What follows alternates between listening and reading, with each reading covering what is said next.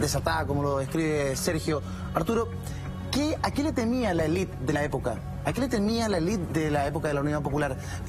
Al, comillas, cáncer marxista, a una lucha civil que se desatara en nuestro país. ¿Cuáles eran los miedos de la élite? Yo creo que la élite ya había tomado partido, digamos, por el peligro de que el país se fuera hacia la órbita soviética y había, bueno, se había sembrado una campaña del terror desde hace muchos años. Entonces, en este sentido, yo creo que hay que, aparte de lo que explicaba Sergio del problema sistémico, ¿no es cierto?, había un boicot que estaba propiciado por la élite, un boicot diario, también sistemático, que hacía muy difícil remontar la economía. O sea, el último año es el peor año de Allende, realmente. Sí, claro. El desabastecimiento, todo eso va ahora dando. Yo creo que la élite le temía a todo menos a un golpe. A todo menos un golpe. Menos un golpe. Y en ese sentido, Sergio, ¿esos miedos eran reales o eran de alguna manera propiciados por los medios de comunicación? Bueno, la campaña presidencial del 70 estuvo impregnada del terror. Lo que comentábamos al comienzo, ¿cierto?, que van a llegar los tanques soviéticos, que los niños se los van a llevar a Cuba, que la gente se va a morir de hambre.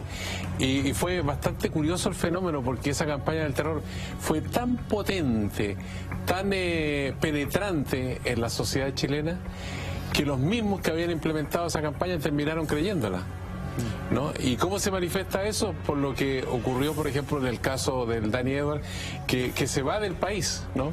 Y otros que emigran de Chile. Yo conozco casos, por ejemplo, de profesionales en sectores medios Argentina, que se asustaron, ¿no? Y se fueron al Perú, Argentina, Uruguay. Otros más audaces se fueron a Europa, porque Europa quedaba mucho más lejos antes que ahora, sí, claro, ¿no? Era más difícil llegar, pero buscaron la manera de no estar en Chile, porque venía este gobierno marxista que lo iba a atrapar, iba a arrasar con todo. Entonces esa campaña del terror tuvo esa característica, que asustó a los propios que formaron parte, digamos, de la implementación de la campaña. Claro. Es un fenómeno bien curioso, y yo hasta el momento no he visto escritos que den cuenta, digamos, de cómo influyó desde el punto de vista sociológico, digamos, en las conductas de las personas que arrancaron del mismo miedo que ellos habían creado. Pero había una responsabilidad también de la prensa de izquierda, que por supuesto, en este ambiente crispado, era particularmente agresiva, ¿o no? Era irónica, era sarcástica, sardónica, y se iba generando, por supuesto, un clima de odiosidad y muy polarizado. Pero en relación a lo que decía Sergio, luego todo el plan Z, que es una construcción, una fábula, digamos, que nunca existió, ¿no? Se construye sobre la base de el sustrato, digamos, la siembra es esa campaña del terror. Se va creyendo que al final parte de la violencia de los primeros días y de los días posteriores.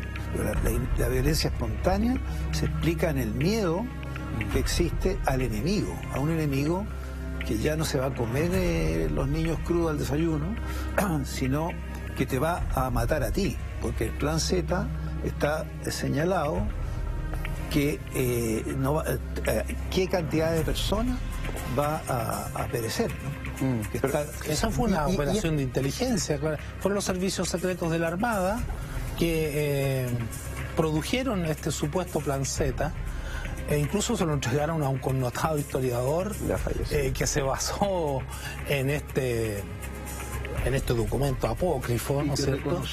Y que posteriormente, me estoy refiriendo a don Gonzalo Vial, reconoció que él, bueno, fue el autor del libro blanco producido por la Junta Militar después del golpe de Estado, y reconoció también que su fuente habían sido los servicios de inteligencia de la Armada. Es decir, esos son operaciones de inteligencia, de intoxicación de la opinión pública, en este caso de autointoxicación. Y respecto a eso mismo, cuando hablamos de intoxicación de la opinión pública, tampoco podemos dejar exento a las Fuerzas Armadas de aquello.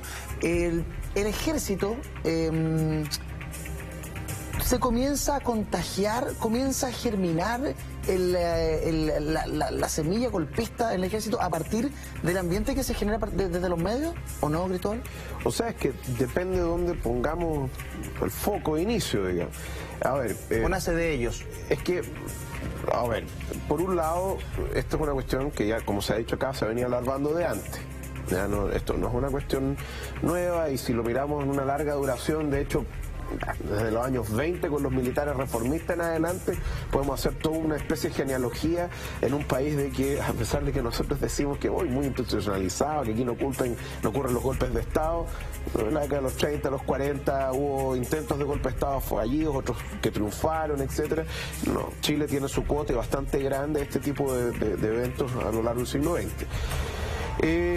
Si el golpismo está o no fijado en las Fuerzas Armadas de un inicio, depende, habrá que ver entre quiénes, ¿no? No se puede hablar de todo un grupo en general, dicen, son todos golpistas, porque no sabemos. Indudablemente, y como se ha dicho acá, hay militares que están a favor del gobierno del presidente Allende, el caso del general Prats, en su momento el general Schneider, que ahí es distinto porque él es general del comandante en jefe durante el gobierno del presidente Frey, pero él mismo dice, las Fuerzas Armadas no son deliberantes y por lo tanto nosotros no tenemos opinión. De hecho, cuando a él le preguntan, ¿qué opina usted que van a hacer las Fuerzas Armadas? Dice, las Fuerzas Armadas no son deliberantes.